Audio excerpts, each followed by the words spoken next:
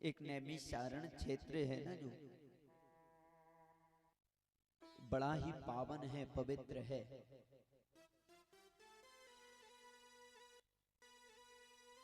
और सुनो, ये जो नैमिषारण क्षेत्र है इसे मनस चक्र भी बोला जाता है। ये ब्रह्मा जी का जो चक्र चला ना, मन का चक्र, वो जहां पर थम गया उसी को नैमिषारण क्षेत्र कहते हैं। वो निमिष है। एक बार संत बिंद सभी ध्यान पूजन करते थे, तो पहले, ये अभी का नियम नहीं है महाराज, पहले भी ये हुआ करता था। संत महात्मा समाधि लगाते, यज्ञ करते और राक्षस आते महाराज तो उसको विध्वंस कर देते, कर नहीं पाते यज्ञ। संत जन दौड़े दौड़े ब्रह्मा जी के यहाँ, बोले बोले महाराज कोई एक ऐसा स्थान बताइए जहां पर हम बैठ के अपना यज्ञ संपन्न कर सके। ब्रह्मा जी ने अपने मन का चक्र प्रकट किया और कहा जहां पर ये रुक जावे महाराज वहीं पर अपना तप चालू कर देना, वहां पर कोई भी राक्षस, कोई विकृति आपके यज्ञ में बाधा नहीं बन पाएगी, ये हमारा वरदान है। तो महाराज ब्रह्मा जी का जो चक्र था ना, वो नैमिषारण क्षेत्र में रुक गया। वहीं पर 88,000 ऋषिगण 1000 वर्ष कई सप्त लगाकर वहां पर विराजमान हो गए। और समय आने पर सूत जी महाराज का आगमन हुआ, तो सूत जी महाराज का स्वागत वंदन करके पूछ लिया, आगे कलयुग आने वाला है महाराज, कलयुग में मंदा सुमंद मतयो, महाराज मनुष्य की जो बुद्धि है ना वो मंद हो जाएगी, बुद्धि कम हो जाएगी, और जानते हो आयु भी कम हो जाएगी, भाग्य भी कम हो जाएगा। महाराज ऐसे में वो मनुष्य अपने कल्याण का क्या उपाय कर सकता है? आप कोई ऐसा उपाय बताइए। क्यों? क्योंकि आप पर गुरु कृपा है, और जिस पर गुरु कृपा होती है ना महाराज, पहलवान ही होता है। गुरु मेहरबान तो चेला पहलवान।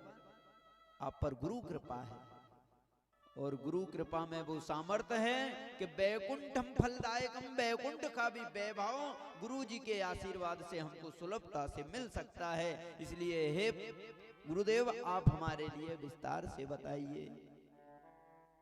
7 दिन की कथा सुनने का विधान कैसे हुआ? क्योंकि हम सभी काल के ग्रास में बने बैठे हुए हैं। काल बोलते हैं सर्प को। एक विशाल कायम काल है, अजगर पड़ा हुआ है, और उसके मुख में हम बैठे हुए हैं। लेकिन साबुत कब तक है? जब तक वो मुख बंद नहीं कर लेता, जब तक हम उसमें साबुत बैठे हुए हैं। लेकिन जैसे ही ये अजगर ने अपना मुख काल ने बंद किया तो हमारी भी सेवा खत्म। तो महाराज कालक ब्याल मुखग्रास बना के जो बैठा है महाराज, इससे बचने का कोई उपाय बताइए। फिर 7 दिन का विधान कैसे बना इस कथा को सुनने का? 7 दिन का ही क्यों बना? अरे 10 दिन का हो जाता, 11 दिन का हो जाता, 21 दिन का हो जाता, 5 दिन का हो जाता, आखिर 7 दिन का ही क्यों विधान बना? ये बताइए।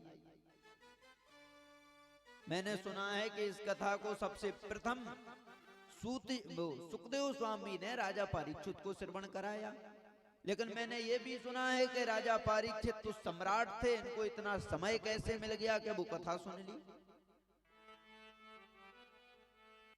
और जब वो कथा सुन ली तो राजा सुखदेव स्वामी ने, ये भी परमहंस थे, 5 मिनट से ज्यादा कहीं ठहरते नहीं थे, तो इनको भी कैसे समय मिल गया जो कथा सुना दी?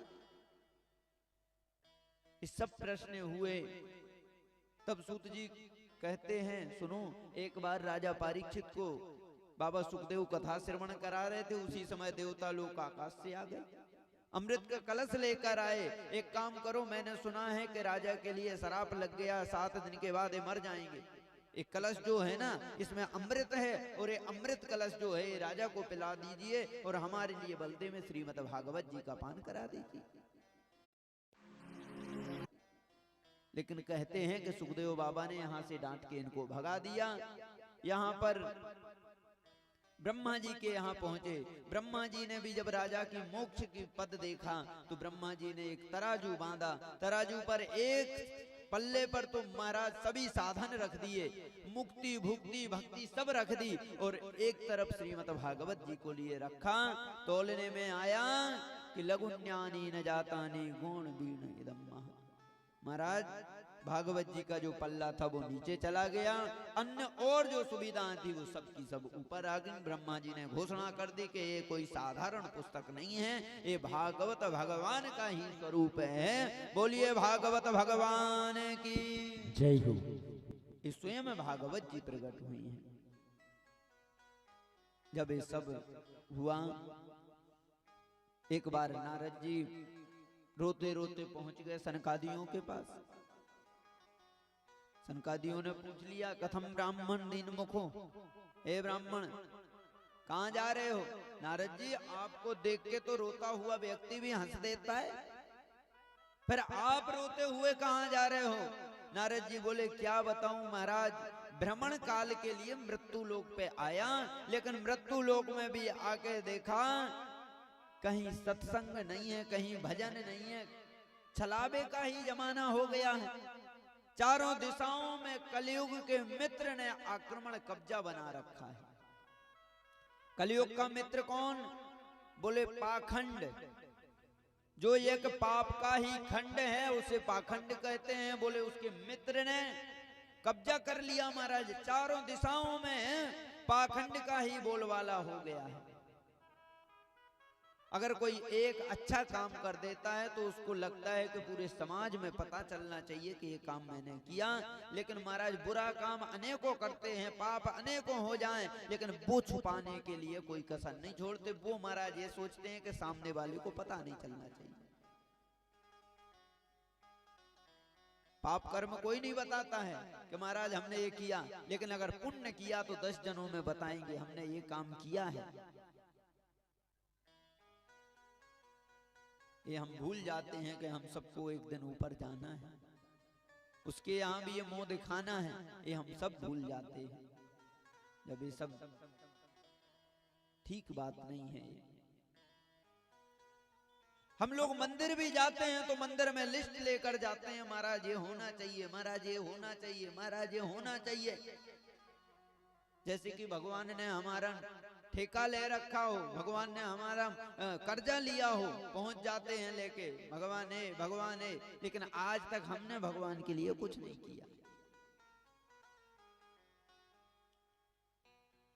किया है कभी? उसके लिए हम 5 मिनट का दिन में 24 घंटे में एक बार भी टाइम नहीं निकाल सकते। शास्त्र कहते हैं कि 24 घंटे में 35 मिनट भी भगवान का अगर भजन किया जाए ना तो सुलभता से उसे मोक्ष की प्राप्ति हो सकती है।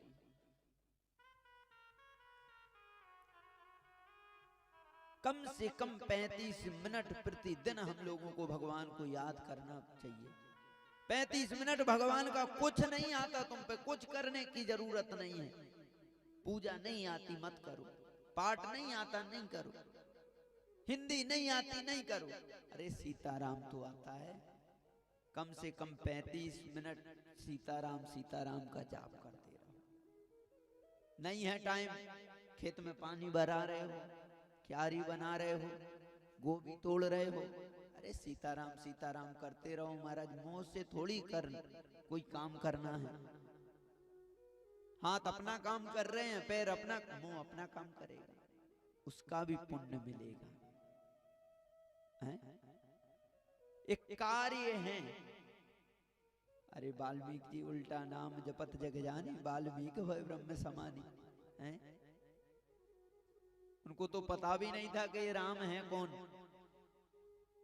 हमको तो पता भी है कि राम का हम भजन कर रहे हैं तो उसका पुण्य नहीं मिलेगा। भगवान का नाम कल्याण करने वाला है, हम भगवान का नाम जपें। ये भगवान का नाम ही हमारे जीवन में असर करता है। मंदिर में भगवान शांत बैठते हैं तो भीड़ लगती है। जिस दिन भगवान ने बोलना चालू कर दिया कोई एक व्यक्ति नहीं मंदिर में दिखेगा। क्यों? क्यों भगवान बोलता नहीं है। हम लोग आते हैं बस अपनी अपनी डिमांड बताते हैं और पूरी भी हो जाती है। भगवान भी कहते हैं कि इनसे बोलो ही मत, इनको पता चल गया कि मैं बोलना जानता हूं तो फिर दिक्कत हो जाएगी। क्योंकि तुमको जाना है भगवान के पास, बड़े बड़े भक्त बन के, बड़ा चंदन लगा के, बड़ा कुर्ता धोती और ये वो पूरा ढोंग धतूरा करके भगवान को प्रणाम करना है। भगवान तुरंत मुस्कुरा के बोल देना है, क्यों फलाने इतनी ठंड लग रही थी कि आज तुमने नहाया नहीं है? दोष निकालना भगवान उनसे क्या छुपा है, वो तो तुरंत बोल देंगे। तो फिर व्यक्ति को दोबारा जाना नहीं है, इसलिए भगवान मौन रहते हैं। मौन है, बोलना ही नहीं। भाई जो भी है जैसे भी हो, कम से कम मंदिर तो आए, नहा के नहीं आए कोई बात नहीं, मन में कुछ भी हो कम से कम शरीर से तो आए, वो ही बड़ा हो जाता है।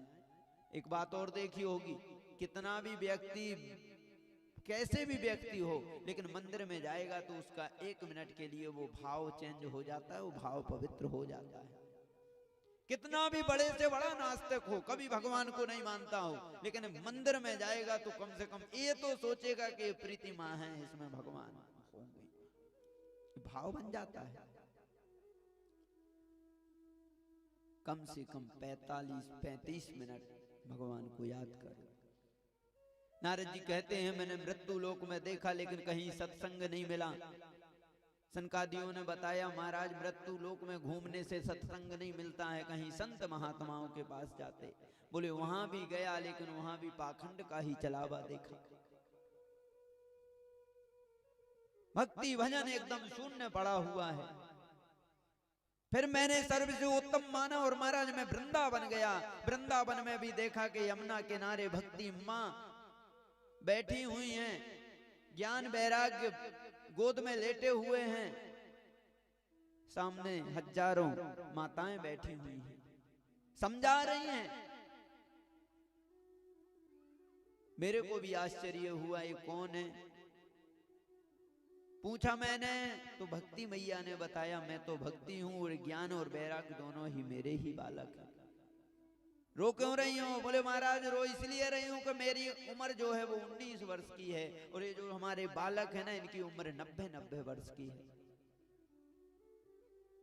होना तो ये चाहिए कि हमारे बालक 19 वर्ष के हों और माता 90 वर्ष की हो, यहाँ उल्टा है।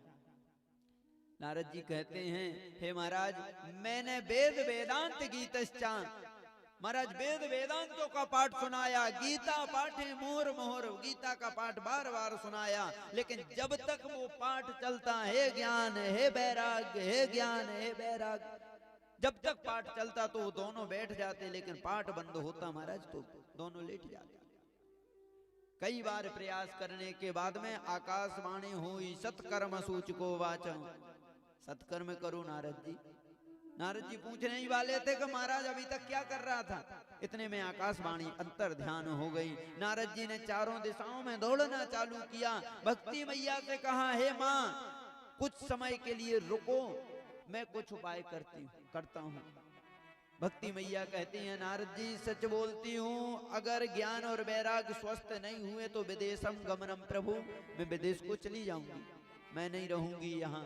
नारद जी बोले हे माँ अगर आप यहाँ से चली गई तो फिर कौन रहेगा, आपका बगैर तो परमात्मा का यहाँ कोई अस्तित्व नहीं रहेगा, इसलिए हे माँ जैसा भी बनेगा हम उपाय जरूर करेंगे, आप यहीं पर ठहरिए। नारद जी ने चारों दिशाओं में घूमना चालू किया लेकिन वो सत्कर्म नहीं मिला। जिसके यहाँ जाते नारद जी सत्कर्म की खोज करते, लेकिन वो सत्कर्म का पता नहीं चलता, क्योंकि नारद जी स्वयं नहीं जानते हैं। जो इतने ब्रह्मा जी के मानस पुत्र हैं तो कौन बताएगा। नारद जी ने सोचा अब मैं क्षीर सागर में जाके भगवान से ही पूछूंगा कि ये सत्कर्म है क्या। तो जा रहे थे, सामने से चारों ऋषि सनक सनंदन सनातन और सनत कुमार चले आ रहे थे बद्री का आश्रम से सत्कर्म के लिए, सत्संग के लिए। नारद जी की नजर पड़ गई और महाराज दोनों में भेंट हो गई। अगर गूगल आपको नहीं ढूंढ पा रहा तो आपका के लिए नारद जी की नजर पड़ गई और महाराज दोनों में भेंट हो गई। नारद जी कहते हैं, हे भाई आप बताइए वो सत्कर्म क्या है। यहाँ पर सनकादियों ने बताया, यहाँ पर सनक, सनंदन, सनातन और सनत कुमार इन चारों ऋषियों ने बताया कि हमारा श्रीमद् भागवतम वार्ता, भागवत जी ही वो सत्कर्म है। नारद जी ने कहा महाराज वेद वेदांतों का मैंने पाठ सुनाया, गीता का बार बार पाठ सुनाया, लेकिन उससे नहीं कुछ हुआ तो इस भागवत महापुराण से क्या होगा। तब यहाँ पर भागवत जी की महिमा चारों ऋषियों ने बताई कि नारद जी भागवत जी क्या है, एक वेद वेदांत, जो वेद है ना ये निगम है, निगम बोलते हैं वृक्ष को, वेद को। एक बहुत विशाल वृक्ष है और वृक्ष का जो फल है वो भागवत कथा है। किसी वृक्ष में बहुत मीठे मीठे फल लगे हो महाराज, आम का ही वृक्ष ले लो तो महाराज उस आम का स्वाद और आम का रस किस चीज में मिलेगा, जब आम पक जाएगा, जब मिलेगा। तुमने कहा नहीं भैया हम तो भैया इंतजार नहीं कर सकते, हमें फल नहीं, हम तो इसी का स्वाद लेंगे, और जड़ खाना चालू कर दोगे तो दांत टूट जाएगा, लेकिन उसका स्वाद नहीं मिलेगा। तो बोले ये जो भागवत कथा है ये वेदों का पका हुआ फल है, और इस फल को खाने के लिए इंतजार करना पड़ेगा, परिश्रम करना पड़ेगा। तो बोले ठीक है महाराज, ये अच्छी बात है, पका हुआ फल है, लेकिन अबे कराया कहां जावे। बोले काम करो, आनंद नाम का जो तट है हरिद्वार में, वहां पर लेकर चलो, वहीं माँ भक्ति आ जाएंगी, वहीं पर हम सब लोग बैठ के इस कथा को गाएंगे, सुनेंगे और खूब आनंद के साथ उत्सव मनाएंगे। चारों ऋषि बड़े प्रसन्न हो गए और सबके सब हरिद्वार में पधारे। हरिद्वार में आते ही महाराज ज्ञान वैराग्य पांडाल के अंदर आए। देखो अभी कथा चालू नहीं हुई इनकी। बोलो राधे राधे, राधे राधे जोर से बोलना है, ऐसे नहीं बोलना है। सबसे निवेदन है राधे राधे में तुम्हारा जोर लगती है। बोलो राधे राधे। चारों ऋषि मंच पर विराजमान हुए हैं, सम्मुख नारद जी बैठे हुए हैं और ज्ञान वैराग्य मां भक्ति के साथ पांडाल में प्रकट हुई। और जैसे ही पांडाल में प्रकट हुई तो ज्ञान वैराग्य जो वृद्ध थे, इनकी वृद्ध जरा अवस्था नष्ट हो गई और महाराज नव युवक जवान होकर प्रकट हो गए, ताता थैया करके नाचने लगे। श्रीमन्नारायण नारायण हरे हरे, श्रीमन्नारायण नारायण हरे हरे, श्रीमन्नारायण नारायण हरे, श्रीमन्नारायण नारायण हरे हरे।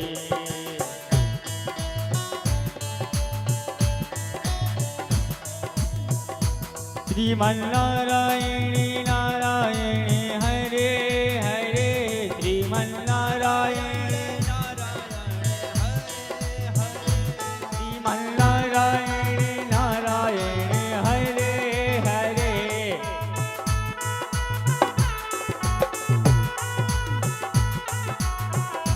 श्रीमन्नारायण नारायण हरे हरे, श्रीमन्नारायण नारायण हरे हरे।